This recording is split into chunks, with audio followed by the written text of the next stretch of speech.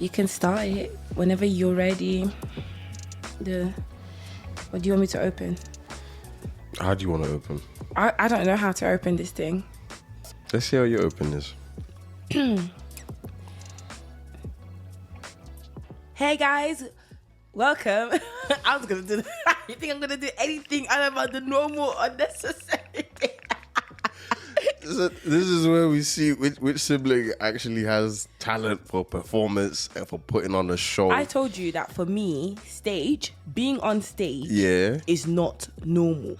I don't know who lied to you that you're the creative. But me too, I can be creative. You're not the only one that's creative. So give us an intro. Bring us in here. Set the vibe. Okay. Go for it. Okay, watch me.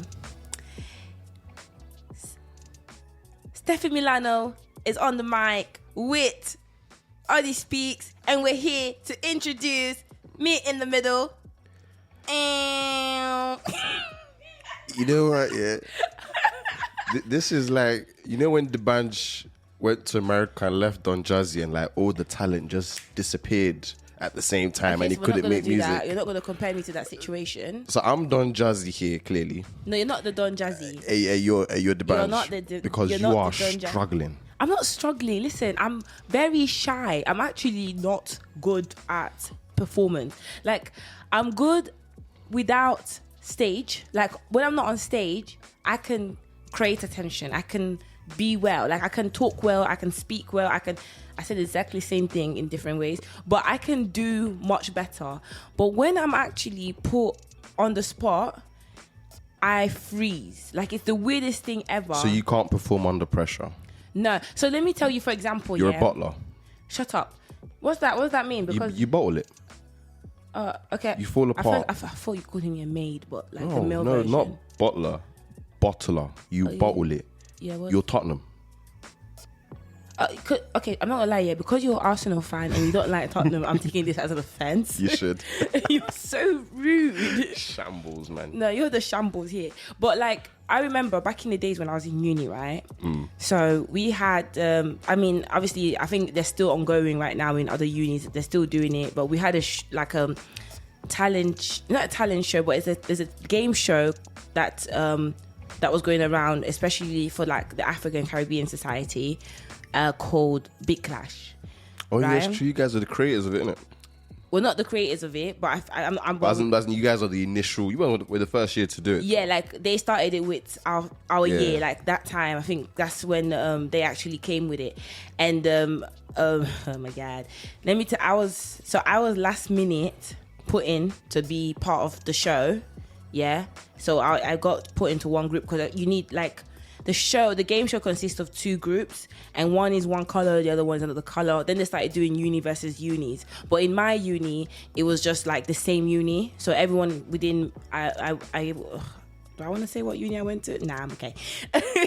But within my uni, everyone was literally, it was within the same, like there wasn't a uni versus uni. It was just like a blue versus orange kind of thing. So it was all done like in-house? In-house, it wasn't, exactly. Okay. Yeah, so it was done in-house. And then what happened was that they told me last minute, literally, I think on the day or the night before, that they needed someone to fill in for the orange team. And that's when they called me in and said like, oh, Steffi, can you do it? And I was like, huh? So, me? Me? Looked around. Like I had to look at it because I wasn't sure. You can't be talking to me. I was so shocked, but at the same time, because I know I have a big personality. I'm not shy. I'm not quiet. So I feel like the expectation was, okay, yeah, come through, like be part of the show. Yeah. That's not a lie. I am very shy on stage. And you know what's so funny, yeah? Like, before it started, I was gassing everyone, like, to come through for the game show. Like, y'all need to come. Because I was part of the African Caribbean Society, so I used to talk quite a lot, and I kind of knew a lot of people. So it was very easy for me to be like, oh, yeah, you should come watch it. It's going to be fun. So I was like, yeah, crowd, come in. They're coming to see you. Yeah, but the thing is, yeah, I didn't think of it too tough until like 15 minutes before the show, then it dawned on me that, oh, I'm going to be on stage. Damn. So what I did, is I went to the bar and I got a bottle of absinthe. No, that's not a bottle. Okay, let's calm down. I got a shot of absinthe, yeah? No, you meant what you said the first time. No. I got do you know why? Because it's embarrassing on just the one shot. Oh, man. I threw up on the first shot. That was fear and nerves more than the alcohol. I've never seen you do that with alcohol, so that was just fear and nerves. No, but it was also because it tastes really disgusting. I wouldn't even know. I've stayed away from absinthe my whole life. Is it? I've always looked at it and run. Oh, well, it's well done. No, well done to you because it's horrendous. It's disgusting. The only thing I've been bullied into is rare nephews. Yeah, well, that's the second one. That's the nephew to the... I said the nephew to the... That one's the uncle. Rare nephew comes second. What's the percentage like on absinthe? Absinthe, I don't know. I can't remember. But I think it's like on the 80% thing. Yeah, it's really high. Isn't that dangerous to the body? No, I think it is dangerous. I think it's very dangerous. But you know, when you're in uni, you're not even thinking about danger. I just thought I need to get high really quick. I need to get licked so I don't feel this right now. Yes. And then I thought, absinthe, why not? And then I took one shot and that was it. I was so disgusted. I thought, ew. Like, I was just like, immediately I took it, I was like, you know the sound? Yeah, and then I started running towards the toilets to go and throw up. Like you're beatboxing. Okay, me and you got very different approaches. To go on stage, I need to be in complete control of everything in my thinking faculties. I will never think, let me take a little bit of alcohol to take the edge off. Because I'm scared of what I'll do on stage if I'm not in control. Yeah, but you're a performer. You're good. I've watched you perform. Like I've watched, in fact, weirdly enough, it must have been like a year from now that you did a performance, or like a year or 4 years or whatever many years from today or yesterday, that you did a performance, because it came on my history or something. Which performance was that? It was one that you did in your uni. Okay, for the union. Yeah, I remember that. And because I put it on my Instagram story. Yeah. And then I saw it and I was like, oh yeah, it was like, this is the time that you did it. But you're a good performer. You're good at talking. You know how to like capture your audience, and you, like I said, you're a good speaker. I'm not gonna lie, guys, since we started the podcast, obviously we've edited and we've put the podcast episodes out, and looking at myself, I was so like, oh my god, look at the English that I'm pouring out to the crowd. Like, I am so embarrassed. Like, Adi was laughing at me. I was like, no, I need to go and read more books. Not that I don't, but I just read more books than me. Yeah, but your English, like you said, you really mastered it. So you're really good at talking. Whilst for me, I felt like I need to add more vocab, because my vocab is not that. It needs to expand. I think it's just what we've done younger that's different. So like, you didn't partake in debates, did you? No, I did not take. So I partook in debates. I remember doing spelling bee actually in Nigeria as well. Okay. Which was. Yeah, I'm not gonna lie. That was the first time where I felt a little bit scared, but I was just like, I'll get through this in the end. Spoiler alert, I didn't finish first. But in my defense, it was from like year 5 till like year 9, I believe. Yeah, so it's all of us competing. So I got into the final 10. So I'll take that. You got on the final 10. Wait. Hold Final 10 spelling bee. Hold up. So you in year 5, yeah? Yeah. And you're competing with people in year 9. Them man were in the competition as well, yeah. That is crazy. And you came top 10. I'm top 10, yeah. I'm not gonna lie, I'll take it. They should feel ashamed, innit? Yes, you should feel ashamed. It's embarrassing. Because if I think about it now, you know how like if man then was to get beaten up by a girl, you lot will laugh and make jokes and 100%. and all that kind of stuff, Not year 9, year 8. Sorry, it was year 8. But still, like, I'm not gonna lie, I'll laugh at you, like, bro, like. Yeah, you shouldn't get beat by somebody younger than you. Person in year 5 is like above, like top 10. Where did you end up? Yeah, because they made us do like a whole qualifying round first. So the qualifying round, you're not having, and the qualifying round, funnily enough, there is no pressure because you're not performing it on stage. It is literally, it's just the dictation. I think people either volunteered or they just picked up people from the classes that the teachers thought were like smart or capable of doing it. Okay. And then. So your teacher picked you? Yeah. And then from then, obviously everyone goes through. So straight from those results, you had to have been within a certain range to have qualified to be in the top 10 to actually come out on stage to do the spelling bee. So I beat out a bunch of people that were older than me to get onto that stage. But wow. I won't lie, they started picking us off, us younger ones, bit by bit each round. So we were the first ones to lose after like each round as it was coming. That's what I was asking you before, like who came out first? Oh, one of the old people came out first. Or one of the old people? Older people came out first, yeah. We ended up getting beat, but to be fair, even to get to that stage and for them man to not have qualified, shame on them still. Damn. That's what I take for my own pride, but yeah. But I'm gonna lie, Nigeria really does not take time with the aging thing. Nah, they don't care, man. You compete on all levels. You're on all levels. They don't even try. Like in boxing, there's like I think there's a weight category. Yeah, cruiserweight, heavyweight. Yeah. So like at least they try there. I don't understand. So this one they didn't think. Maybe more experience. You should be either just as smart or just as stupid. Damn. Flip of the coin. But nah, I think that, and then obviously combined with the fact that for those that don't know, obviously I do spoken word as well, and poetry. So that I had experience kind of getting to perform that as well on stage and stuff. So it's just I've been speaking on stage for a long time. I think the only time I ever fumbled, and that was what built in that part in me where I was like, that was where I got rid of all nervousness on stage. It was I think it was in boarding school in Nigeria, and it was debate, and you have to represent your house. Yeah. You mean like Harry Potter? Basically, but I wasn't in Gryffindor, man. I don't know what house I'd been in the Queen of Gryffindor, but I remember I was in Blue House, Faith House, but I remember I fumbled, like I couldn't get my words in. You know, it never felt so big in my life. The amount of people in front of me, like that was the biggest stage I felt like, because How many people approximately? It was JS1 to SS3, all in front of me at the same time.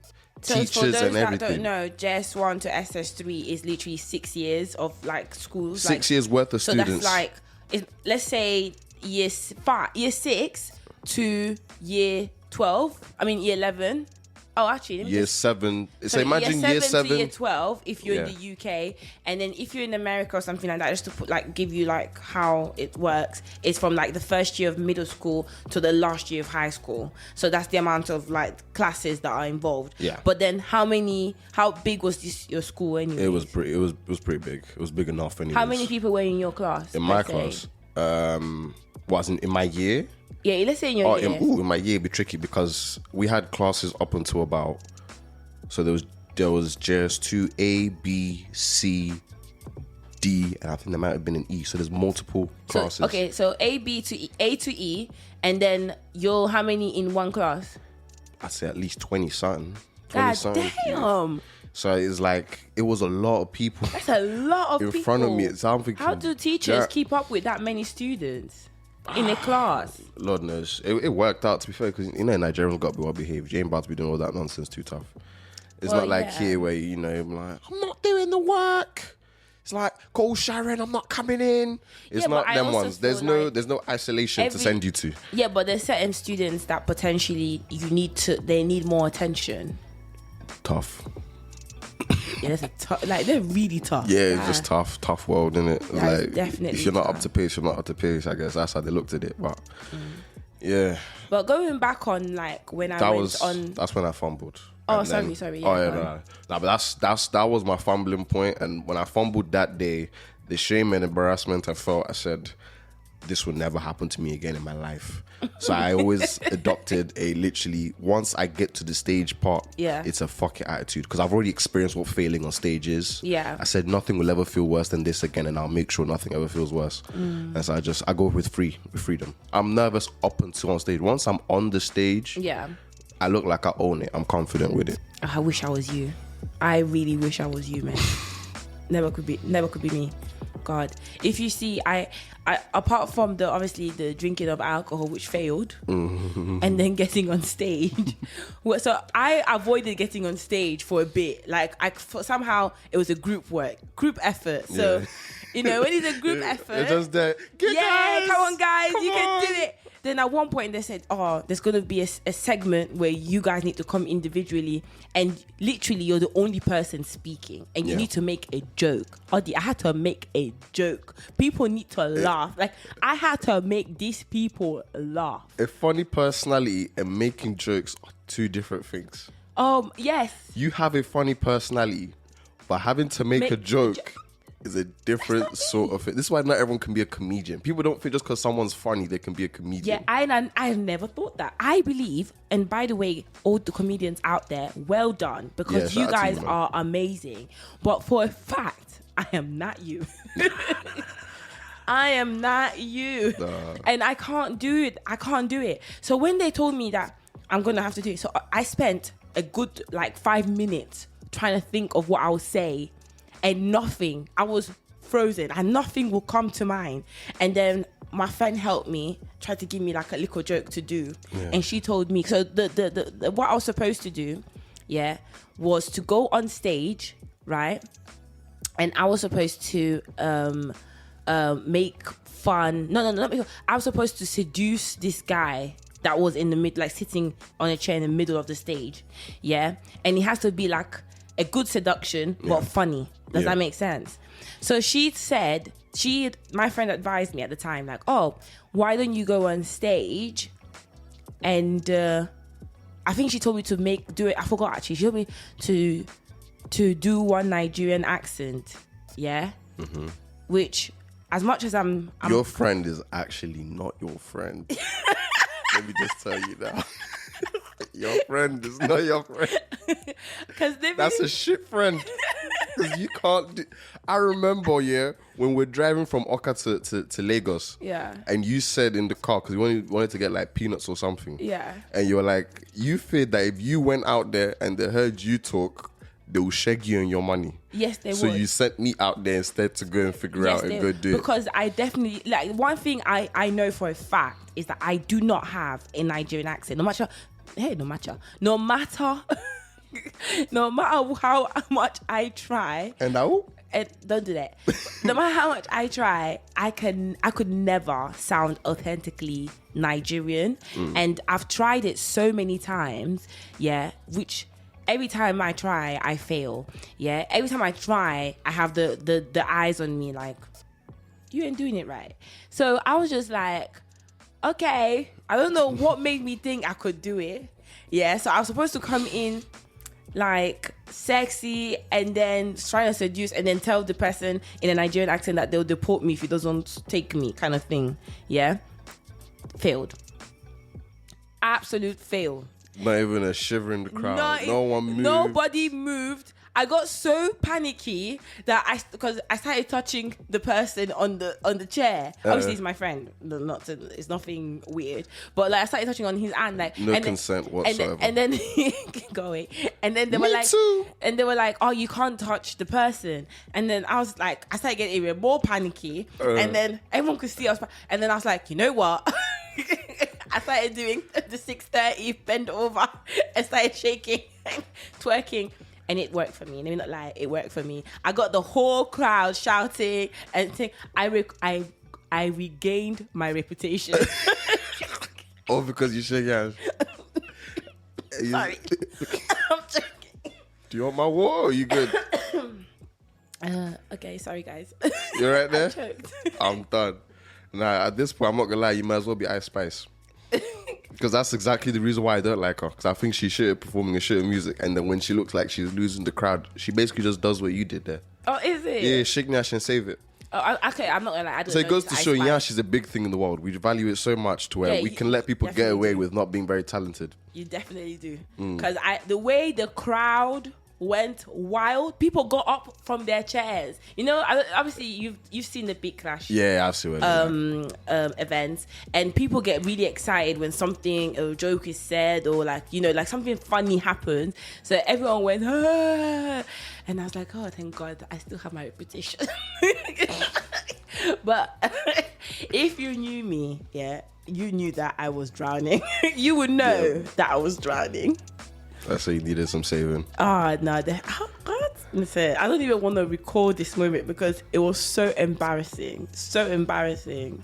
You know what? We're about what? Nearly 20 minutes in. This is so odd, but I'm not gonna lie, we're not getting away with that intro that you did earlier. So just to let everybody know, one more time again, I'm Odi.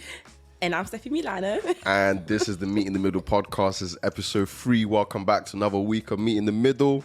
Yes, we are back again. Yeah. Adi, you just put me to shame again. You're actually really annoying. Why do you take my reputation away? Like, I don't understand.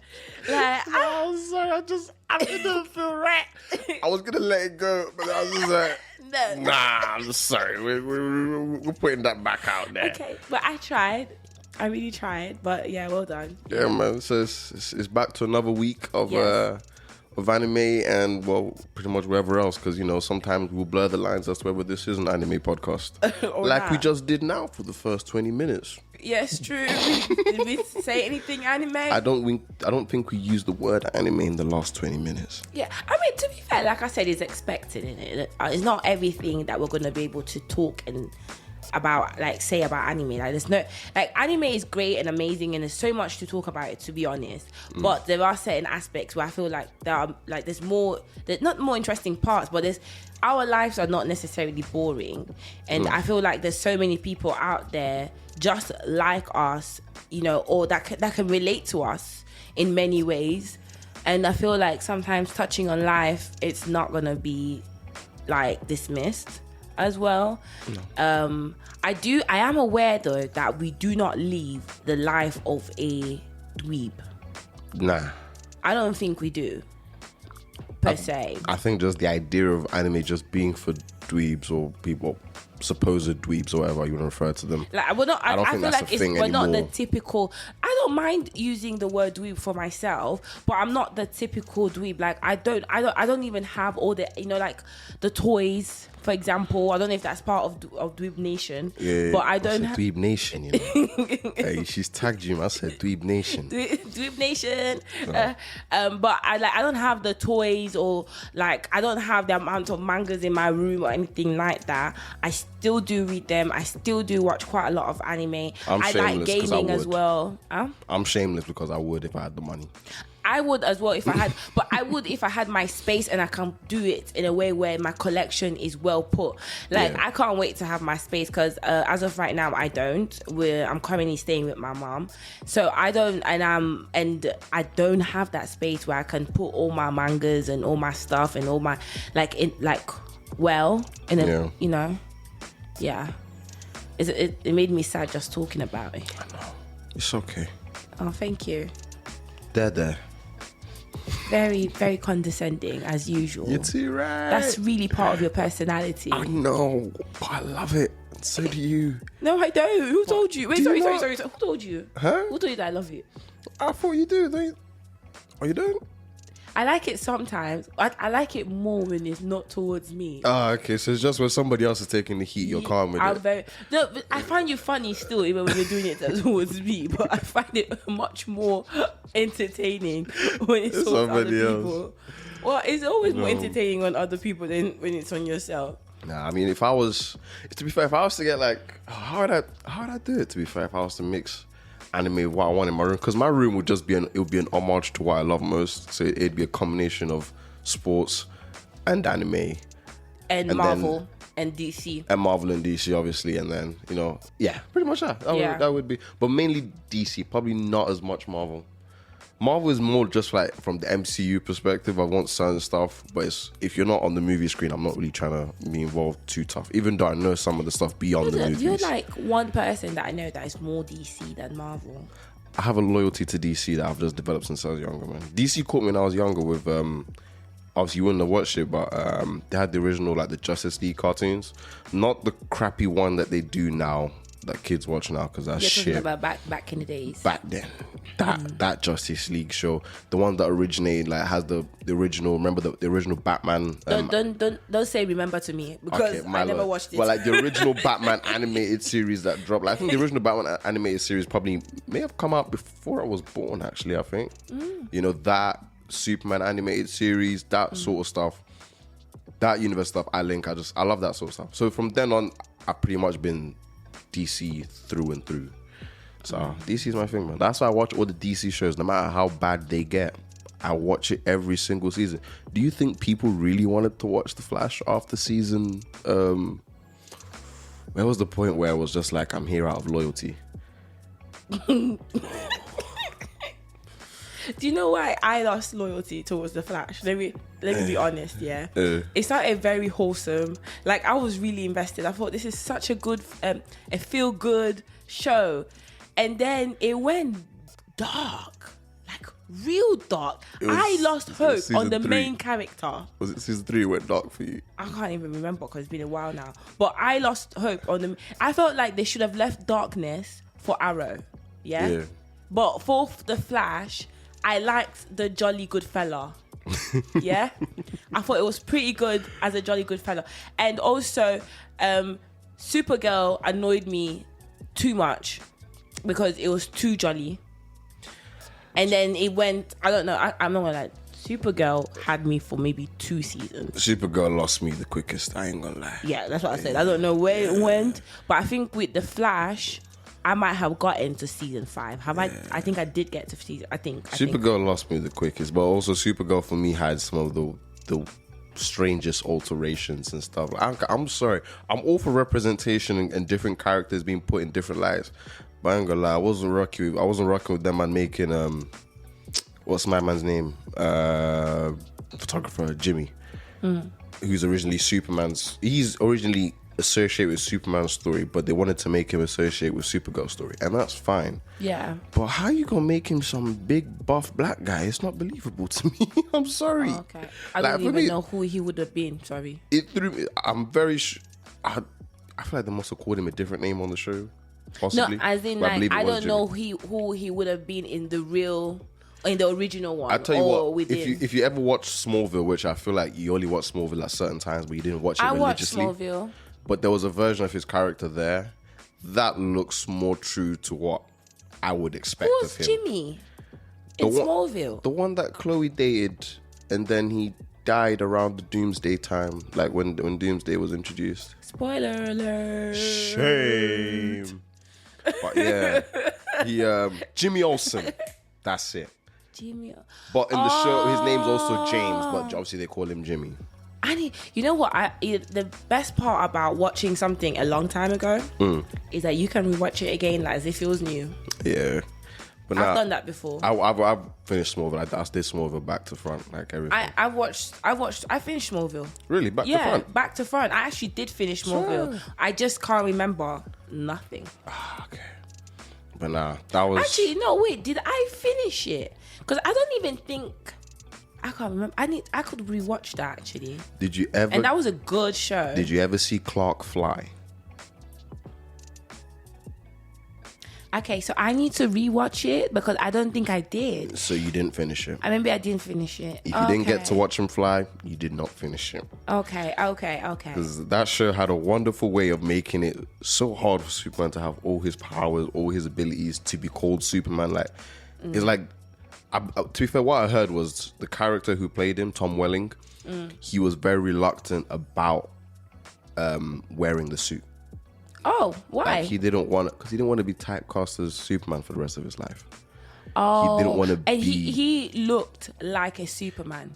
Absolutely looks like a Superman. Like whenever they mention the idea of a Superman movie, like before Henry Cavill, who obviously now I see as you actually made a good Superman, but initially I thought, I've just got to hire Tom Welling, man. Who is Henry Cavill? Henry Cavill. Cavill? What? Yeah. How you say it? God of mercy. Henry Cavill. Have you watched The Witcher before? No, I haven't watched The Witcher. Okay. Well, Henry Cavill, he played Man of Steel. Didn't watch that either. Batman vs Superman. Didn't watch that either. God of mercy. Justice League. The original or the Snyder Cut version. Okay, no, I haven't watched it. But I'm trying to think because there was this Superman back in the days when I was younger. Christopher Reeve. Christopher Reeves, yeah. I don't know if that's the one. It was a TV show though. It wasn't. Oh, the TV show. It was a TV show. I don't know the TV show one. I know the movie one. The one from the woman from Desperate Housewives. Oh, I know what you're on about. Girl. That was Lois and Clark, I believe. Oh, is that what it was called? I believe it was either called Lois and Clark or Superman and Lois. No, it was No, it was Lois and Clark. Now they have Superman and Lois, but it was called Lois and Clark, I believe. Okay. Yeah. But And it's mad because they brought them back during Supergirl. So that guy who played Superman in that, he I plays. saw that actually. Yeah, he plays I saw that. Kara's mother. No, he plays Kara's mother. Kara's father in the show, her adoptive father. And then that's wild. Not everyone's switched. Caitlin and Bruce, you know. I thought he switched. That's wild. Oh, that threw me off. Sorry, And I then thought. the one from Desperate Housewives, she played Monel's mother. Oh, okay. Who's Monel? Monel was her love interest. He's the Donnie that's from Daxam. So in the comics, he's from Daxam, and they stay true to that. Oh, okay. Daxam is like a parent planet. It's not like a Okay. parent planet. It's like a sister planet, to Krypton. Okay. So they have a similar sort of effect under the yellow sun where they get powers. Can I just say that, guys, I actually learn a lot from Adi when it comes to Marvel, DC, basketball, football. I'm not gonna lie, out of all of them, football is the one that has me the least. I never want to watch it. I never want to hear it. But Wow. I just sit there and take it. But basketball, because She they're likes fine. watching tall men run around. They're fine. Yes, I'm not even gonna lie. Yeah. Plus, also, I don't know. Like when we watch it, it's more interesting. You fell in love with Kyrie Irving when we watched Uncle Drew. Yeah. And Chris Webber when I showed you what he actually looked like without the prosthetic and makeup. Yeah. Oh my God, he was. Those are the fine. two that you thought, damn. Damn. And the thing is, Kyrie looks short on the court, but he's a whole 6'3" in real life. That's what I'm. He just talking looks short about. compared to everybody else. I feel like in America they're giants. Like I could break my neck, kind of giants. Like I can't. Like God, I'm a tall girl, but for those that don't know, I'm like 5'9". So Centre back. Virgil van Dijk. Defend the corner. Front post. are you done? Man marking. Okay, let me just stay quiet. Zonal marking. Nemanja Vidic. Company with less forehead.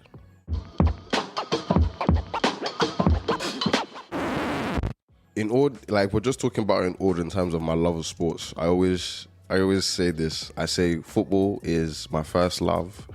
It's my wife. It's my everything. But don't roll your eyes. Look, this is metaphor. You wouldn't know about this. It's poetic. You get me? But basketball. For those that can understand. Basketball is my mistress. It's where I go when football is stressing me out. And it's I won't lie. I mean, apart from this season, where Arsenal have been flying, I won't lie. In the last few years, after watching the bad games, like, you know what? Just watch a bit of NBA, man. Because I've actually heard that Arsenal fans make the most loyal, like, husband and wife. to stick through what we've stuck through in the last couple of years, 100%. Yeah. It's a battle. But I needed my mistress to help me ease my pain and relax me. I remember there was me that I don't even watch football. Yeah. There's a time when I was feeling sorry for Arsenal fans. Like, I'll hear, oh, so what do you support? Because obviously, amongst men, that seems to be one topic combo, like starter, like. It says a lot about who you are as a person, the team you support. I feel like it even breaks, it breaks the ice between men. I don't know what it 100%. is. So every time I always used to hear, oh, what's your favorite, what's your football team? Like, what's your favorite? And then when I hear Arsenal, even me, I'll be like, yeah, like. Big man thing. You just back then you used to say Arsenal, you'd be like, yeah, Arsenal. Yeah, and they do it in a way, when you can tell they want to say it very quickly. Because you know what's coming, the barrage of attacks. So in your mind, you're just thinking like, you know what, it is where it is. Supporting And it Arsenal never comes out with vim. Yeah. It's never like Arsenal. No, it used to always be like, yeah, Arsenal. Yeah. Yeah, because you had to learn to be. Don't get me wrong. Sometimes, depending on the room I'm in, I'll come out with the first chest of, yeah, I support the best team in North London. I'll just say that.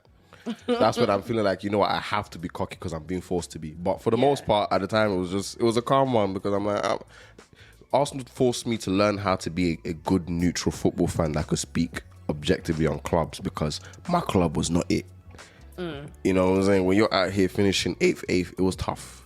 When you're out here out the Champions League, it's tough. So it's like, you know what, you learn to just be a little bit more balanced with stuff because it's like, you don't want to be attacked. Because straight away, you even if you laugh too hard, when someone's bantering somebody else, it's like, Yeah, it's a problem. I know you're not laughing, Like, yo, why are you laughing? Do you know why I'm laughing? You know why I'm laughing? You? Because I've seen it. Exactly. I've seen it like in real life. Exactly like that, innit?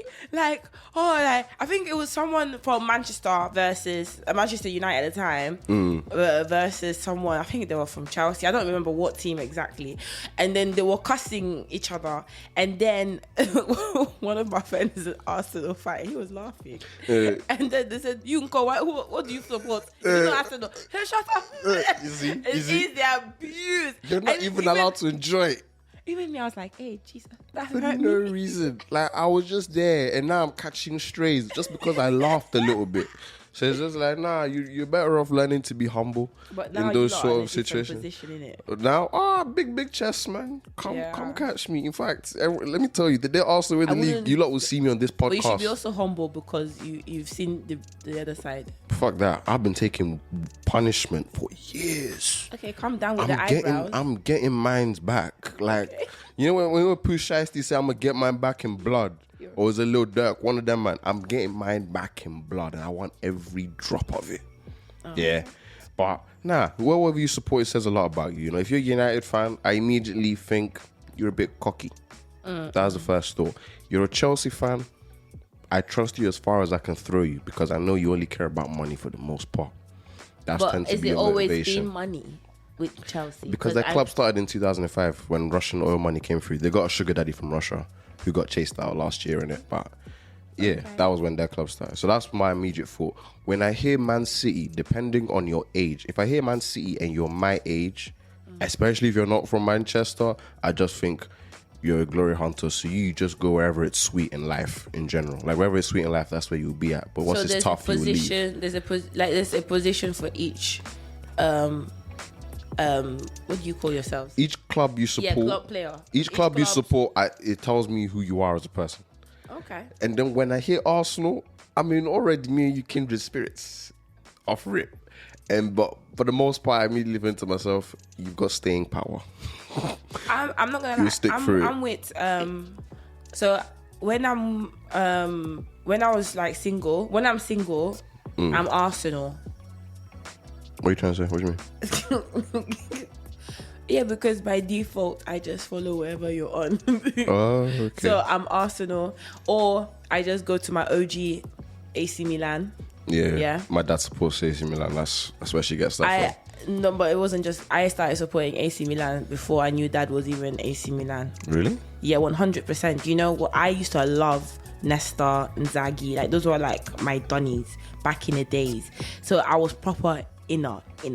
Yeah. And at those days, yeah, I'm not gonna lie, I felt like obviously I hanged around with a lot of boys, so most times what we did is talk about football, and we used to also collect like football cards. No, they're not even cards, they're like stickers. The stickers.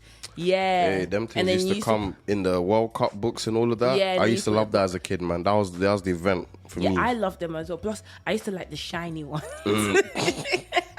There was something about the shiny ones. I've not done it since like 06 was the last one that I did that for. Like, I remember gathering those stickers up right up until Italy won the World Cup. And I remember I was watching Italy winning the World Cup. Yeah. Yeah, that was the last time I really sat down there and gathered those stickers. I'm not gonna lie, it was fun then, and that's the reason why I loved it. So it was the fact that I had people that I could talk about it with, so it got me into it. Yeah. And then I just really loved the players. Like, I had like real love for the players. So those days were different for me. But then after that, I don't know what happened. I just completely lost interest in football. And then, especially when I came to the UK, I thought, you lot are fake. I don't know why. I don't know why. My head was like, yeah, no, you lot are fake. Don't want nothing to do with you lot. I'll tell you, I was angry that I moved to the UK. I think that was what it was at the time. Yeah. Everything English, it didn't rock with you. You didn't like it. No, because I felt like I was forced to come to the country. Like, I wasn't angry. I wasn't upset about being in Italy. And it's so mad and weird because it's not like... Italy's not that... There's not a lot of diversity in Italy as there is here in the UK. So realistically, I should have felt more at home here in the UK. But when you come from a country where you're so used to speaking their language and doing things their way and eating their food, and like, I was proper Italian, regardless of how you want to look at it. That my she parents are criticized African. every pizza we bought every time we got one because it wasn't your standard ever. Let me not lie. The first maybe 5 times, I had hope. Yeah, I can imagine. I had hope. Every time I'll hear, oh, we're buying pizza, I'll be like, ooh, we're getting pizza. Get excited. I'll get excited. I'll put that thing in my mouth and be like, what is this? First of all, it's thick as hell. It's thick as hell. It doesn't taste the same. The taste was never the same. Like there was the soup, the base was never. I think it was the way the tomato base was made that first threw you off. Yeah, it did. It really didn't throw feel me off. fresh. It felt like God knows what it was like. I thought I'm eating bread and ketchup. And yeah. I was so mad. And the cheese was so processed and crappy. What?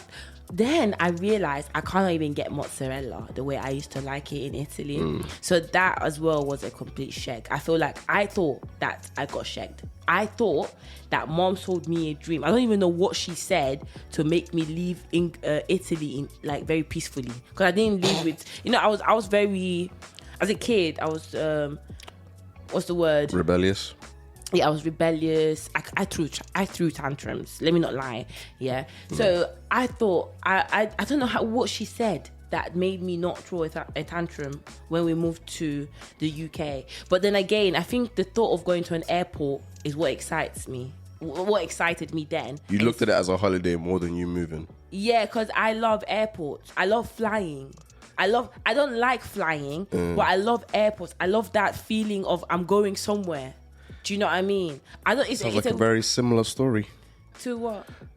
A young boy who likes flying, being in airports, going to somewhere, going to Nigeria, not realizing he's moving to Nigeria, and then spend the next 5 years there. 5 years. If you don't see a return ticket, don't hop on the flight. No, don't ever hop on the flight. Well, if you're young, this is for the young ones out there. Remember, we told you. Yeah, it's a trick. Hey, warned you. I think it's real. That whole send you back to Nigeria.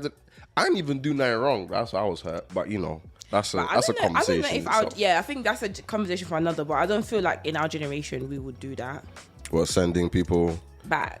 To be fair, I ain't got no. Well, to be fair, we do have cousins I can drop off my kids at and be like, hey, can you? But why would you want to take care of your own damn kids? Why are you dropping your kids somewhere else? Like, that thing grinds me as well. There's some sensibilities and stuff that I learned that I'm thankful that I was in Nigeria for. As much as I still feel like I was finessed. I feel like I did learn a lot. I think it made me tough. I was tough before. Yeah, that's what I was thinking. I was tough before, but I think it made me tougher, if that's even a word. Tougher. Gotcha. In the words of DJ Khaled. Do you know, I've come to accept, that I don't speak English very well. And I'm okay with it now because I've heard myself now on this podcast and I can't take it back. There's nothing in this world that can take the things I've said. It is what it is. Yeah, exactly. It is what it is. And I'm good with it.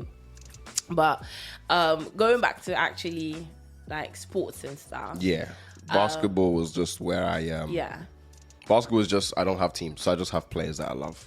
Yeah, so, you like LeBron James. So obviously LeBron's my number one. So you go wherever he goes. Wherever LeBron goes, I'm supporting, I'm watching. I watch Luka, I watch LaMelo, and who's on my, is LeBron, Luka, man, the 3 L's, and then who's my 4th player that's like, I am tuning in to watch whenever they are on.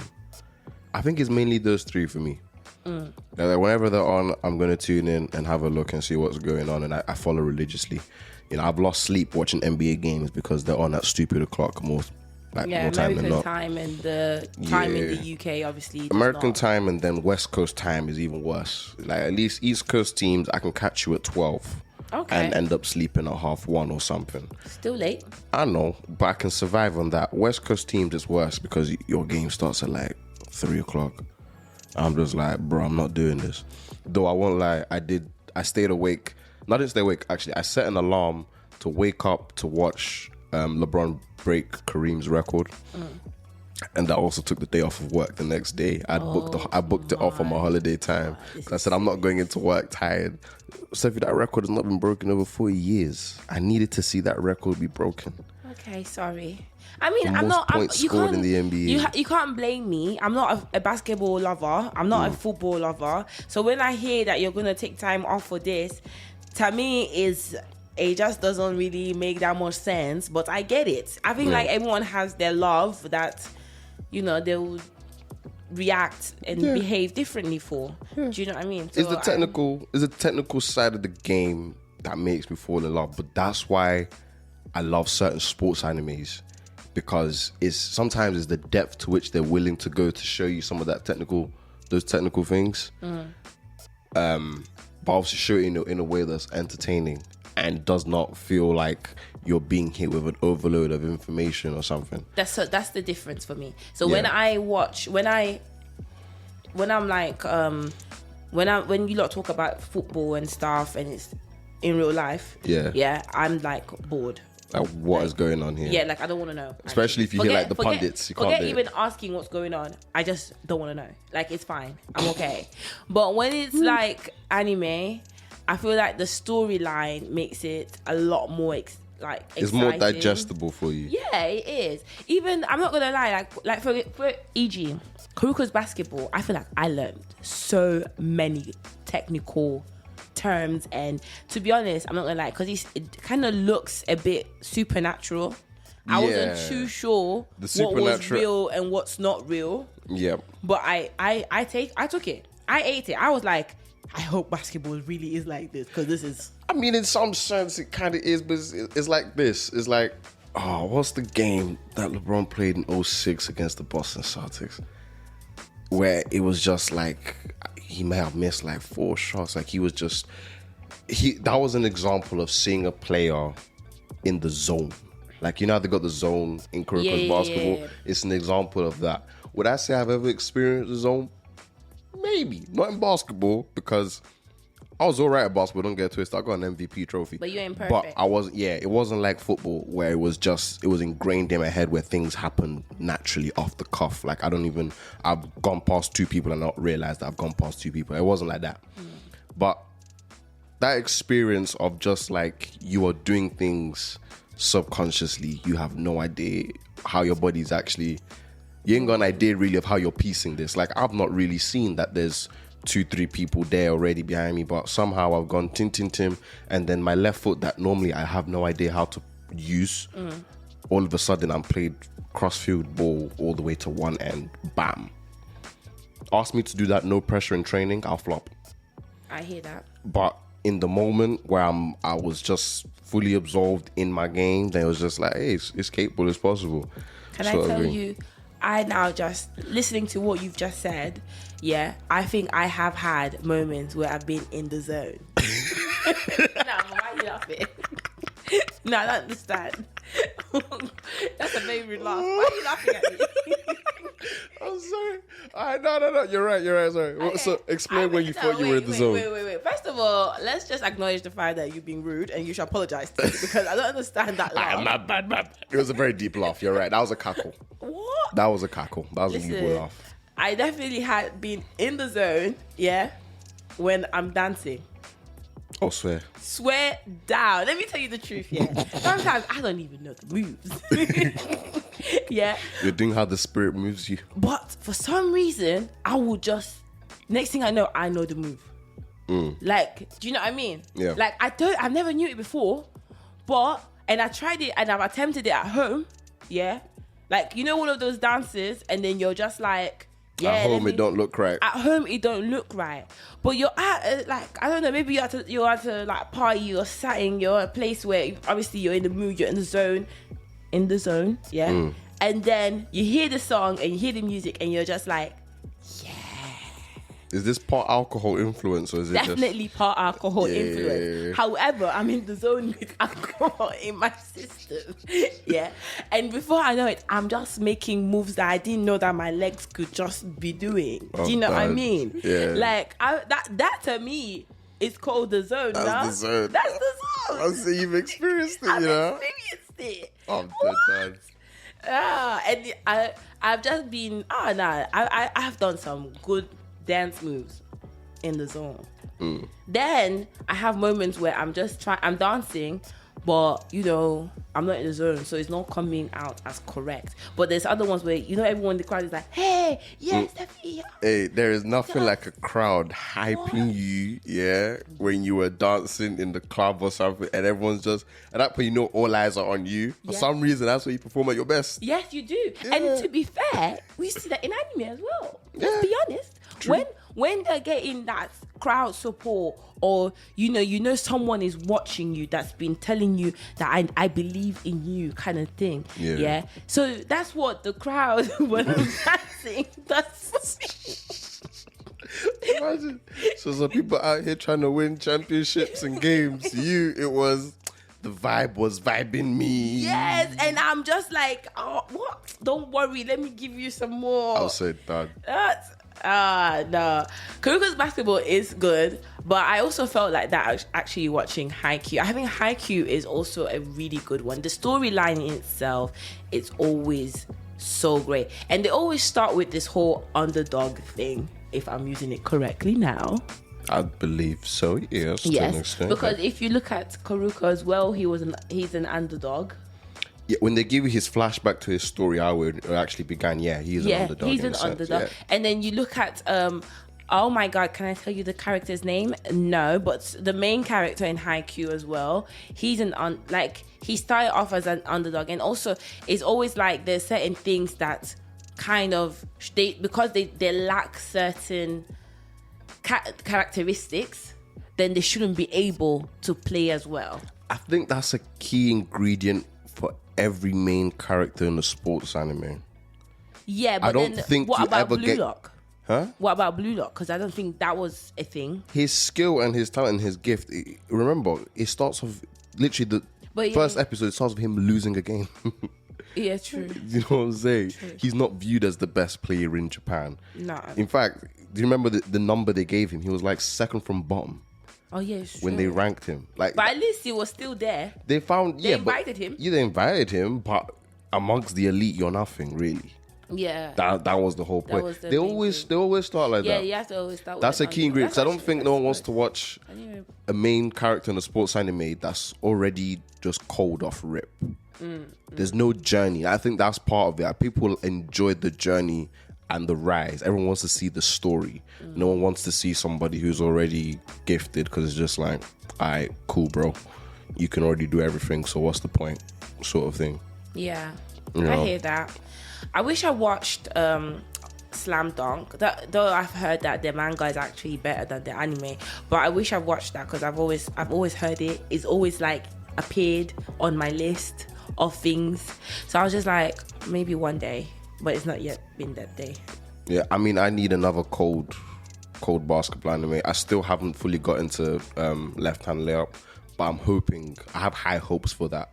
Have you not watched it yet? Like, you've not watched it? No, not really. Like, and he's been recommending you, and you're still not watching. I recommend it because I've seen enough from it to be like, hey, this is gonna be cold, and I'm gonna reaffirm it. Maybe not next week because I'm busy, but the week after I'll reaffirm what I said and tell you why it's legit. But I remember at the time I was hungry for a good sports anime, because after I finished Kuroko's basketball, I just needed something. So I tried Ahiro no Sura. It was mid. Is that the football one? No. Basketball as well. Ahiro no Sura. Okay. Yeah. And that was mid. It was kind of mid. I mean, they started again. The underdog main character. He's a midget, so kind of like my man from Haikyuu. Okay. That was his advantage. That was his disadvantage. That he's short. He's short. Okay. He's a midget. That was sort of his thing. And then he's on a team full of people who essentially aren't naturally basketball players, apart from, I believe, 2 others. But there's 2 other people who are kind of natural basketball players, but the rest were people that were having to build up their skill level in order to kind of try and match up. And in all fairness, there wasn't a lot of triumph at the very beginning, even up until the very point where it ended, because I don't think the anime finished. I believe there's a manga that goes past it, because I believe there's like maybe 50 or 40 something episodes. Okay. Something along those sort of lines.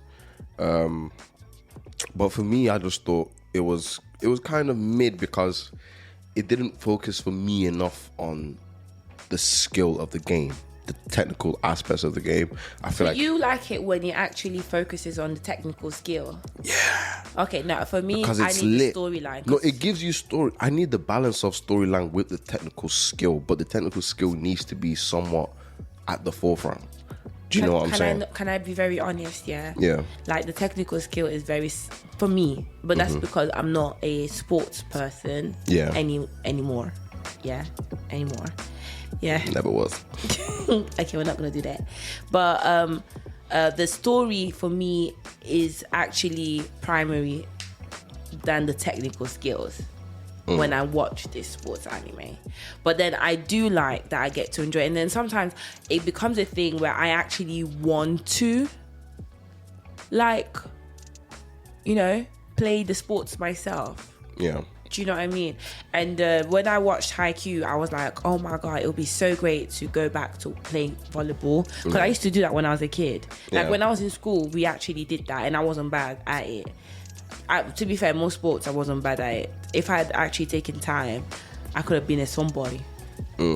Yeah. I mean, you were meant to be a tennis player first, but we know how that panned out. Tennis was never a thing for me though. I know. prefer badminton to But tennis. they gave you a tennis player's name in hopes that you'd be one. Well, that's on them. Nobody asked them to do that. Yeah. Okay. My dad tried to be King Richard. But you know what? I also do have to say that he could have tried harder. Yeah. He kind of thought he could manifest it through the name, and then that the would have chips been will it. fall as they fall. Yeah, no, try harder.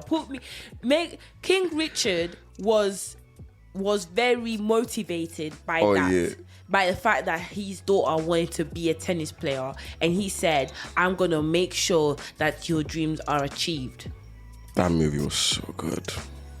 Can I tell you the honest truth? You've not watched it. I haven't finished it. I haven't finished it. I haven't finished You it. got at least the halfway though, right? I got way past halfway, but I didn't finish it, and I'm. That's a movie that I definitely need to go and finish. Yeah, because I could really liked rewatch it. him. It's so good. I could rewatch it. Oh, okay. So then, what are we watching it? Why not? All It's right. such a good movie, man. Because Like, it was really well made, and it's such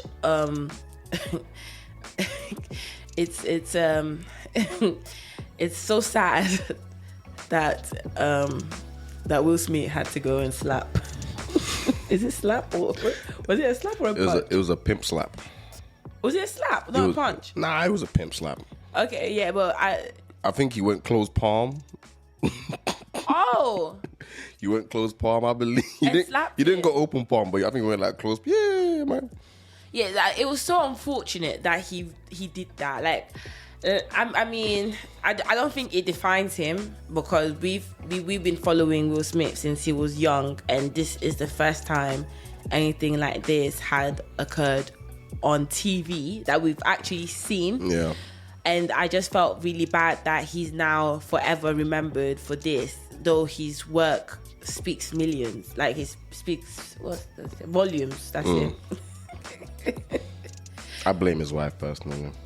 That's what everyone always does. I'm sticking with the story, man. Everyone always does. I Ever blame his since wife. what's that thing? Entanglement.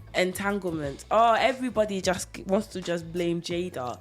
One woman sat across the table and was busy telling you about her escapades, how she was... Nah, man, I'm sorry. Is it look in his eyes? Have you seen the meme? I feel like there was a mutual agreement. That man was broken. I feel like there might have been a mutual agreement. Will Smith ain't been the same. That's why he made that movie Emancipation, where he was a slave. They were beating the pain out of him, man.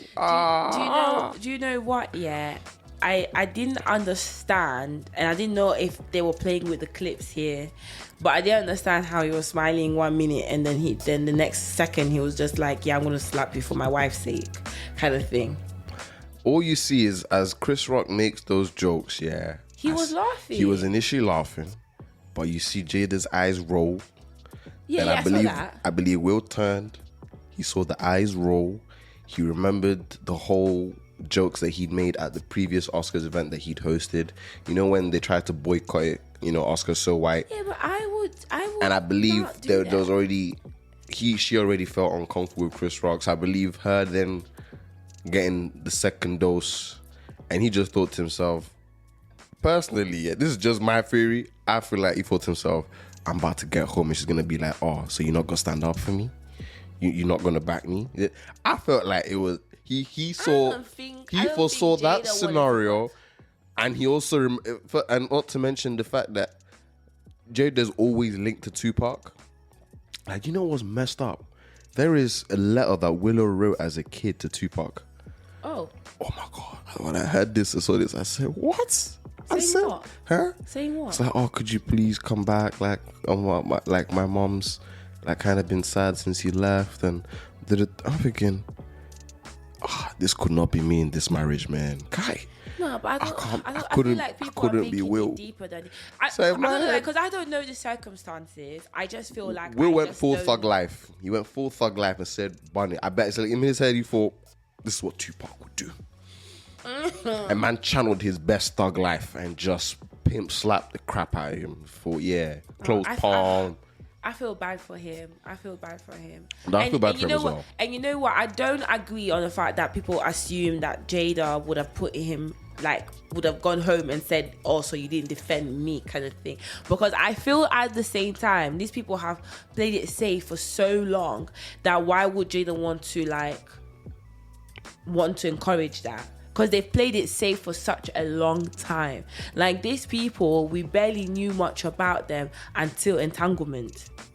Until that red table. I knew about entanglement before it came out. Because there'd already been rumors and speaking about this since like 2013. So I had already heard about it before. That's why I was just laughing at the fact that it wasn't a confirmation. It was a rumor. It wasn't confirmed, but it was known to me. So in my head, I'm thinking, you man are just catching up now. Yeah, but a lot of things were a rumor when it came to that family. A lot of things were rumors. Were not necessarily. Was it rumors or was it a case of just like it had not been outright fully said? It's like R. Kelly, for instance. No, R. Kelly was not a rumor. No, I've known about all of it. People all of a sudden wanted to cancel R. Kelly after surviving R. Kelly. I knew about R. Kelly when I was like 13. I'd known about everything. No, I knew from the idea. Like, I don't understand why people just decide to ignore that. Because we still wanted to step in the name of love. Well, okay. And wanted to remix our ignition. I didn't know it was that bad. That's what I didn't know. Nah, I knew it was that bad. I didn't know it was that bad where he was kidnapping people's kids. That's what I didn't know. I did. I ain't gonna lie. How did you know? With what? Enough stories come out. People have their ears out. A lot of the stuff that I'd listen to or watch, it was spoken about. But one of those things where I was like, and this is why I've heard people say this, and I believe it's kind of true. I believe you can get away with more in life, all simply based on how great you are and what your value is. R. Kelly was still selling music, was still selling shows. R. Kelly was still Robert before all of that. So it was okay and it was easier. I feel like these people just like to disappoint me, man. It's not even about disappointing everybody, just disappointing me.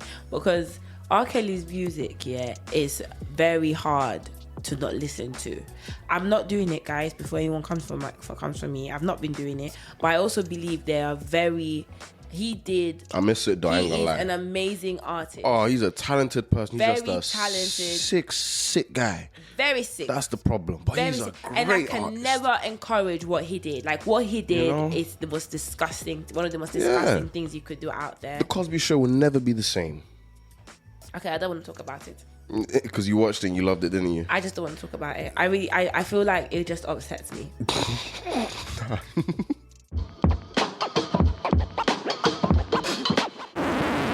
Okay, so guys, we really actually wanted to talk about the Crunchyroll Awards, anime awards that happened on the 4th of March, I believe.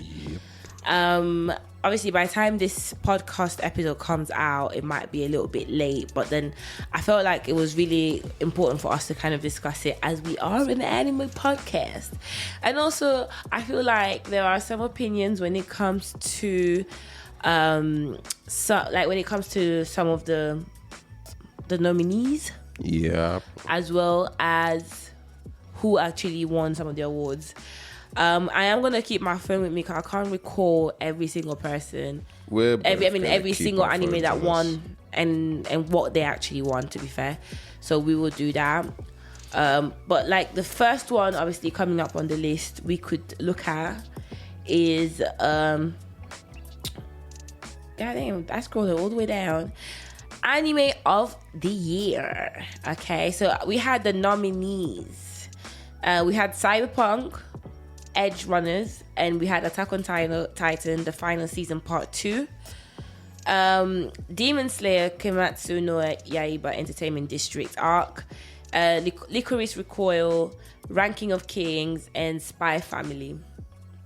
So personally, Cyberpunk won. I can't really say if it deserved the winning or it didn't, because I didn't watch that. Yeah, never did I, but now I know I've got something to watch, clearly. Yeah, definitely. I do as well. And then, is there anything that you're surprised that wasn't nominated for Anime of the Year? Something that you think should have been included? Actually, no, there wasn't anything that surprised me in here. That didn't surprise me. To be fair, I wouldn't even know, because I feel like I don't watch anime on the basis of like, oh, it came out this year and I'm watching it because it came out this year. I don't watch it like that. I would just get like a good recommendation or something that I may have even missed in the past. But some of the stuff that I like are old school as well. Yeah. So I don't necessarily watch it in that manner. So I can't say, oh yeah, this should have got the award this year. The ones that I feel like they should have got an award, they were like long time gone. Like they've already come and gone. Like it's, do you know what I mean? But when it came to some of the list here, for example, I've practically watched every single one of them apart from Ranking of Kings and Cyberpunk Edge Runners.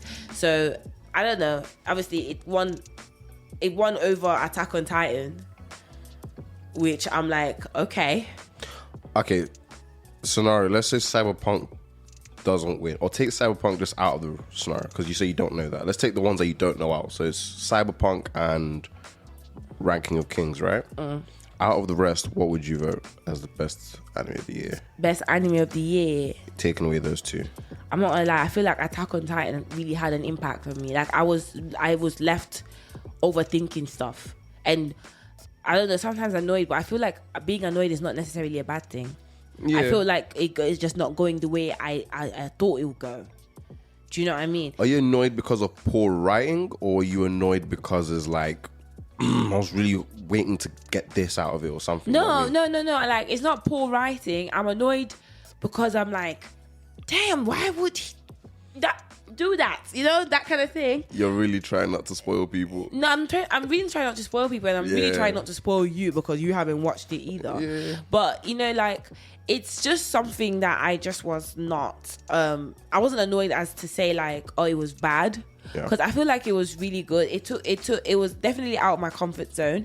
It definitely didn't go in a predictable manner either. I didn't, and also like am I happy with the end? Like I don't know. I'm not gonna lie. So it says, I get really confused sometimes because it says Attack on Titan final season part 2. Yeah. And how many parts are there? Well, there's a part 2. There's a part 1. I have no idea. I feel like there's 3 parts. I'm not sure because I know that I've definitely not watched the final part. And I sometimes get really confused by this. So guys, on the comments down below, if you are watching this through YouTube, please do let us know, because I'm a bit confused with that part. But when it comes to I feel like Attack on Titan would have definitely got it for me. Demon Slayer, the animation is beautiful. That's what I'll tell you, especially when it comes to the Entertainment District arc. It is beautiful, beautifully made. But the storyline, I feel like that captured me the most is definitely Attack on Titan. But maybe this Cyberpunk that we watched has everything overall. Funnily enough, Demon Slayer won Best Animation. See, and I believe that's well deserved. I think that's definitely well deserved. So, I think it is, as long as Demon Slayer is around and as long as they don't have a quality drop or fall off or anything like that, I just think the way the anime is set up it's always in for a good shot of winning best animation. Yeah. Do you know what I'm saying? Just for the way in which the different breathing techniques are displayed. Because you have the lightning, they have the water, there's the sun dance.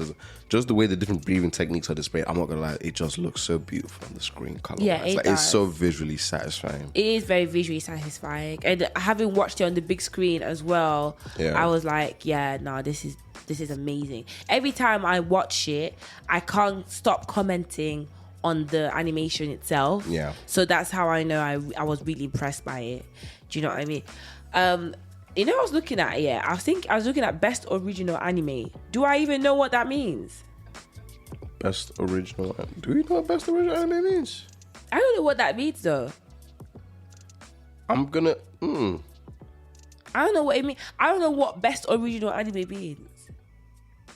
I mean, Licorice Recoil won it. I actually did watch that and I liked it a lot. But the other ones that were nominated, I do not know any single one of them. There was Vampire in the Garden, The Orbital Children, Healer Girl, and blah blah blah blah blah. Like, I'm not going to mention all of them, of course, but there were quite a few of them, and I genuinely do not know them. I only know Licorice Recoil. So well done, Licorice Recoil, for winning Best Original Anime, even though I do not understand what it means. I don't know what it means. I don't know what best original anime would mean. Neither do I, to be honest about that. Do you know what I mean? Because what makes it the best original anime? Like, what does it mean by original anime? That's what I'm trying to understand. Best character design went to Akira Matsushima, which was I think he had like bare arms in it. Is he the one with the bare arms? No, I don't know. He's one of the... Not the wait, let me just confirm. I can't remember. Like, why can't I not remember the anime? I'm trying to But remember. it's the muscly guy with the many wives. No, it's not. No, it's not. It's not. It's really not. It's not that guy. I think Akira Matsushima is just the artist. Oh, I'm thinking like, that what brother's name? I was thinking like, first of all, like that's. I know you were on about the sound Hashira, right? But I did not think that was his name. That's why I was like, it can't be that. That's do you know what's so funny? Yeah. So that what threw me off. Yeah, was that I saw the name and then I saw the person. I saw the design of. I don't know. You know what? Like, I just embarrassed myself. You basically just saw the front cover of the. Yeah, and I thought it must be that. It must be referring to him directly. I didn't actually see. Okay, so best character design, as in the actual animator, like the person that. Yeah, I think when you look at the characters in the Entertainment District arc. I can agree. I can definitely see. Obviously, take away the mainstays, but if you're just looking at the, the upper rank demon, I think it was the 12th one. Like, he was the lowest upper rank demon that was there. Mm-hmm. Yeah. I think the character designs for him and his sister, I can kind of see how they did that. Yeah, no, actually, now that you say that, you're right. Yeah, I think also, I'm sure it was symbolic and intentional, the fact that how they wanted one to be the portrayal of beauty and the other one to be the complete antithesis of that. Yeah. And just... What did you say right now? Antithesis. Antithesis. Antithesis, yeah. Antithesis. I feel like we should do word of the day. Hey, I don't mind you. We made that a segment. Word of the day. Word of the day. And the aim is to see who can use it at some point during the pod. And say it again. You haven't said it. Word of the day. Antithesis. Damn right. Somebody trying to FaceTime me during the show. How disrespectful of you. I can see that. You can ignore that. Oh, of course, that's the old I can see Kazumasa Ishida in it, which is also. So that's in regards to My Dress Up Darling. I believe that's what it's called. That's a really good anime, and that also has really good animation. So I'm not surprised that it's on the list actually.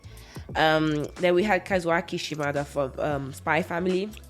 Best continuing anime series. How do you feel about One Piece winning that? They have to get. I feel like they get it every year, no? I don't know if they get every year. They should though, because it keeps going on, and we're not discouraged. I think the reason why they got it though, it was just due to the sentimental value of the fact that they'd crossed 1,000 episodes. Okay. And I think it was probably partly that. I don't know. I mean, do you put Demon Slayer above One Piece? I think at the end of the day, I think when it comes to continuing, no. Yeah, no, I don't. One Piece won on the strength of history and just how long it's gone on for. Plus, One Piece is the last of a dying art, of the animes that release an episode every week and don't make you wait a whole year for a new season. I mean, there's another series that does the same as well. No, there are some that are still out there, but it's not as many. But I think there's one that has more than One Piece. Really? Yeah. I'm not saying One Piece is the only one, but I'm saying the trendy thing now is we're waiting for the new season. My Hero Academia, I'm waiting for the new season. Yeah, really Demon Slayer, the new season. I hate the new season stuff. Like, I get it. Like, I'm not gonna lie. When I think about the conditions that some of these artists, like the manga artists, are under and the anime is like, these men have no family, personal life. Like, I remember hearing stories about Masashi Kishimoto, the guy who done Naruto, and for him, it was the excitement of being able to kind of like be around his kids and his wife now finally, because during that run, they work these animators. They work you to the bone. Yes. It's the plantation. Literally. Literally, they have no life. Break your back. Absolutely no life. My name's Toby, boss. I mean, sometimes I don't know where we're going with these jokes. I just sit here and just listen. I know. But I also feel like the nominees don't make sense to an extent. I mean, apart from maybe JoJo's Bizarre Adventures, but I don't know actually. I just feel like the nomination here doesn't make sense. I can see Kaguya-sama as well, which is a really good anime. I love that. And then obviously Demon Slayer, Attack on Titan, which are like the recurring nominees for most categories out here. Which is part of the problem, because I think looking through the comments, these weren't necessarily received the best. People were actually a bit disgruntled by it. So I think there is a common feeling of, one, there are too many shonen animes being nominated, and two, a lot of it is like the mainstream stuff. Like, they don't dip enough into the other genres, and so it almost feels as though animes are winning not based off quality but based off popularity.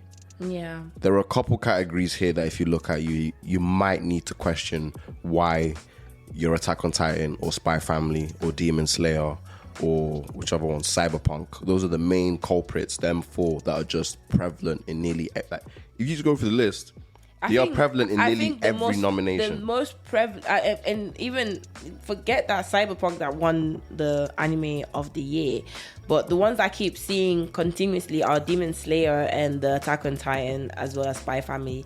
Those are the main recurring ones, and they've won quite a lot of awards. Actually, looking at this, Attack on Titan won Best Opening Sequence, which I can't recall. Best score. What does that mean? Best score? Musical score. Musical score. Oh, okay. Yeah. I used to love certain, like, everyone knows OG Naruto, you love Bluebird, man. Bluebird used to be mine. I don't know, something about that to me just appeals to me. I like it. I just like it. Yeah, I just like it. It's cold. And obviously there is a UK rapper that actually did he used it to make a song, but obviously mixed it in with some drill elements as well. I think his name's Officer, as an OFFICA. He's cold, I'm not gonna lie. He started showing his face more recently, but before, my man thought it was Toby. He used to walk around, he used to have the mask on in all his videos and stuff. I know, right? But it was cold, man. What? Nah, some of the tunes are lit. I wish I could play them, but I'm not trying to get copyright. Yeah, please, let's not do that. It's not that thing, but I'm not trying to do that. Him and Pure Juice. Like, if you guys like anime inspired songs that are rapping or drill or stuff of that like nature, Officer and Pure Juice, they're cold. Give them a listen. I would know nothing about them. To me, it's just like football, what he's talking about, because I do not listen to drill. at all. I'm not a drill person, but I just like any songs that are inspired by anime. No, I get that. I still wouldn't. I just don't land on them neither. Like what I'm trying to say. But like, remember the one that I made you listen to? It was the Black Box by Jafro. Yeah, that was good. That one had me in. But that grime was that what? That was grime. I'm not saying that's what I called drill. Oh, That one was grime. Yeah, but I'm saying just anything musically that has anime in it. I get that. Rock with it. Because like I okay, but to be fair, I like Dave regardless. Like forget the anime inspired songs that he's got out there, but I just Dave has really anime like bars, but he's never made an anime song. Okay, so what I meant by anime I say that, like but he has an bars. EP called 6 Parts, to be fair. So I can't say too much. I like the way you say stuff. You say it with like, I'm very proud of him. Of course, man. I love Dave. Yeah, that's one person. And then I know that obviously, what's her name? The Stallion. I said Meg the Stallion. The Stallion. she's the Stallion now. But you know that the thing is, you can't even get offended by that because the Stallion is an amazing name. Like when you hear the Stallion, there's nothing but beauty and Stallions pride and like, yeah, you know what I mean. So that she'll stomp on your head. Definitely stomp on your head, but she'll stomp on your head with pride, with some sort of, I can't even say it. That's a chakra. Yeah, you know what I mean. But yeah, and Meg Thee Stallion as well. I know she's had a few bars in her songs where she definitely put some. That's how my girlfriend kind of got me to like Meg Thee Stallion. I think that's how I got to like Meg Thee Stallion. Yeah. I you know what's so funny? I was definitely not into like let me not lie. Sorry, but I wasn't really into Meg Thee Stallion like that. And then there was one tune that I just heard one bar like that, and I was like, "What? She's cold. I am definitely listening to her again and again and again and again and again." You bought a Crunchyroll collection, yeah, I bought a Crunchyroll collection. I was so in her. That was dweeb plus who knows what else sort of. I found out, and I was like, yeah, I like this woman. What? No, I was just smiling at it. But she can actually rap as well, which is just my thing. I don't mind. I like female rappers because for some reason, sometimes my girlfriend thinks I don't like female rappers. I do.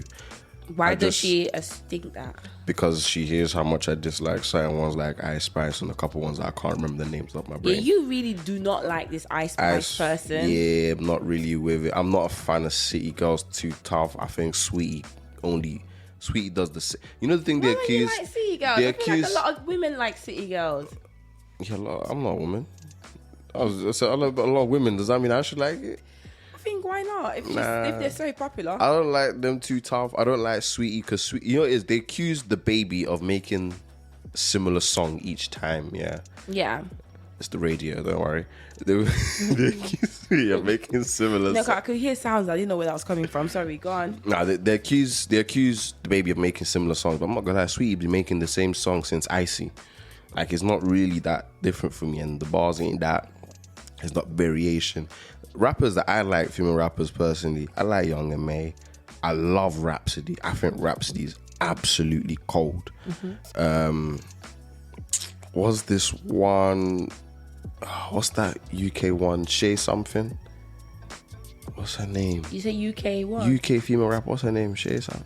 I know what you're talking about. She's Nigerian. Yeah, I know what you're talking about. I can't remember her name. I really want to say her name. Shay. I feel like we're gonna keep doing Shay. I don't know what her name is, top of my brain. I can't even recall and it's right now. annoying me that I can't remember her name, but I do like her. Gonna annoy me as well. I think Nadia Rose is cold. Oh, okay, yeah, I like Nadia Rose. Yeah. If we're going UK artists, female artists, there's quite a few actually I think that are doing pretty well. Yeah, the American ones, I mean, not always too tough. Obviously, I've mentioned Megan and Rhapsody and a few others, but like for me, it's about bars and skill and quality at the end of the day, man. Like if you got the skill for it, I'm there. I'm just not there for these rappers that are literally just is yash and breast, fam. Like I'm sorry, I'm not buying your music or giving you credit on yash and breast. Like, yo, let's have some skill, my guy. Let's award people for having like talent for real. Like, don't get me wrong. I guess there's an element of talent in getting people to, you know, follow you, endorse you, buy your product, you know, religiously be on your side. Like, there's a level of skill, I guess, and talent that involves in doing that, because otherwise, you know, that's how the Kardashians are in the world. People call the Kardashians talentless, but Kardashians are still relevant till today. I think they're talented. Of course, their talent. They're not my favorite people. Their talent is their ability to maintain relevance. They are amazing business women. Yeah, they're amazing businesswomen, and their talent is their ability to maintain relevance. Because there are people with skill and talent that don't know how to maintain relevance. No, they don't. So there's a skill within that itself. But for me personally, when it comes to music and rap, I appreciate technical skill more than anything else. Yeah, I do appreciate technical skill as well, but I feel like, you know, to a lot of people it comes down to like popularity in here, I guess. Yeah. So you can't really do nothing. You know what's so funny? I actually just tried to look for. Isn't it Shabo? Shabo, that's it. Found it. There we go. But you could have done that time ago, because I've been sitting here trying to find. I've been keep saying Shay. I was thinking, where does it go here? Do you know it is? Sneakbo popped in my brain. Then I remember Shabo. Is that how you say her? Is that how you say her name? I hope that is, because otherwise I'm gonna look really stupid for getting this giddy and not having the right name. It's the giddy for me.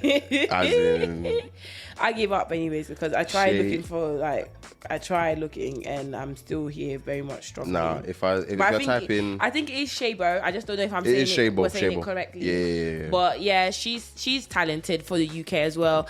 Not for the UK, but like she's talented within, like she's from here and she's talented. That's a very deep Nigerian last name. What? No, just her name. Her name is Laura Adiola Adegbite. I think Adegbite. Yeah, it shouts Yoruba. Yeah, definitely, but yeah, no, she's definitely. She's cold. She's cold. But I would say, like, I don't listen to a lot of rap music. I don't listen to a lot of female rap artists either. I'm very much I stick to the genres that I can. Oh, sometimes, actually, you know what? Yeah, I don't know if it's my age, but I've stopped listening to names. Like, I don't know people's names. If I like a song, I like a song, but I don't really know their names. Like, I'll like a song and people will be like, "Oh, do you know?" I'll be like, "Nope." I straight away go, "No." Then they'll play it like, "Oh yeah, I love this song." But I feel like when you're younger, you buy into celebrities more than you buy into the actual music sometimes. That makes sense. People are more invested in the personality and who they are as a character. Yeah. So that's where it becomes more of a case of their name. Yeah, because if I go back in the days, yeah, very much, you know the Little Kim, Queen Latifah, you know, MC Lyte, all them ones. Like, those are the ones that I kind of, would I say I grew up listening to, because I feel like my parents were listening to them and I just followed suit and just listened because that was what was on the... I mean, it was through them I discovered like Lauryn Hill and the Fugees and all of that. Yeah, that's when they were... Lauryn Hill was sick. I said the X Factor. Yeah, definitely. What? No, but so when it comes to that era, I can speak names, I can say names, I can tell you who they are. This era, all I know is City Girls. Let me not lie. I call every female rapper City Girls. Yo, because everybody wants to be a city girl or a hot girl or whatever. So it's just like, I'll put you man all in the same boat. Yes, y'all city girls, you know.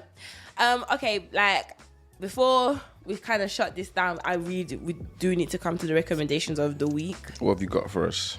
Are you coming straight to me? You did that on purpose, didn't you? You're right.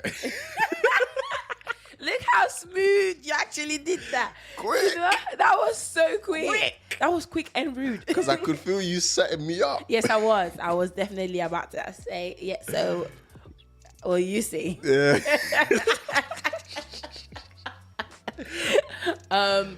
Recommendation. You know what? Yeah, weirdly enough, I know that we talked about it with the Crunchyroll Awards, but I was actually going to recommend it. Licorice Recoil. And that was because I literally watched it like a couple of months ago. So it was pretty new to me. And I really like them. I like the storyline. It's quite interesting. I feel like I don't know if it ended well or if it doesn't even have an end. I can't even remember, to be fair, but I feel like I lost track a little bit towards the end of it, but it started really cold. And if you are into like a little bit of action, you know, guns and all that, and obviously the age of these people is a bit unbelievable, so it's definitely fantasy at its highest level. I'll tell you that for free. Yeah, but it's a good anime to watch. You can watch that on Crunchyroll as well. And just an FYI, this podcast is not sponsored by Crunchyroll. We are just obviously, when you look at the platforms that are out there for us to watch anime, you only have a limited amount of places. Trying to get caught out recommending dodgy stuff. Oh. That's on your own. That's literally how you choose to watch is on you. It's definitely on you. That ain't got nothing to do with me. Nothing to do with it. Well, yeah, with us. I lost. Repeat everything I'm saying. Yeah, I'll repeat what you said. Says. I'm done. What am I recommending this week? Actually, this is one we watched during lockdown, and I did try to watch a little bit of it by myself as well, but I'm still planning on finishing it off. But I did enjoy what I did see of it. How to Pick Up Girls in a Dungeon. Do you remember that? Yeah. Yeah. I had to, you know, that I had to kind of like think about it, because I was I could tell your face paused for a hot sec. Yeah, like, oh wait, is this the one? Yeah, no, that's cold. Yeah. That's really cold. You get the obviously the shonen kind of tropes of a character starts from zero to hero, but you also get I think you get a little bit of everything. You get a bit of everything. It's shonen-y with slice of life with like you get a bit of everything in a sense. Yeah. And it doesn't feel overwhelming. Like there's a level of world building that you get, but it doesn't feel like you have to learn a whole host of things in order to understand the world which it's based in.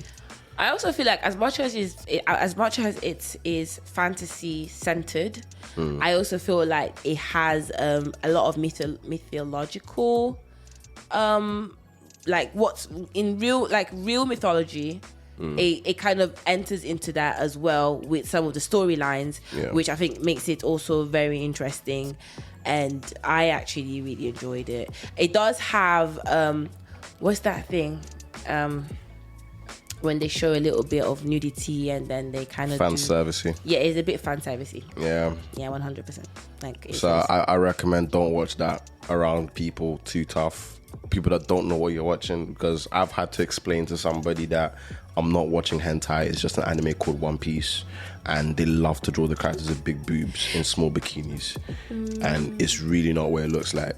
For me, it's mad conversation. It's the close-ups for me. Yeah, it just looks wild. If you like, with no context, you just come in my room and you see me watching this, you think that's how you get down. That's what you do. So, but yeah. Aside from that, should be a great watch. So yeah, that's my recommendation. And that is us done. Another week, another episode 3. Yeah, meet us next time in the middle. Love and peace and love. Yeah.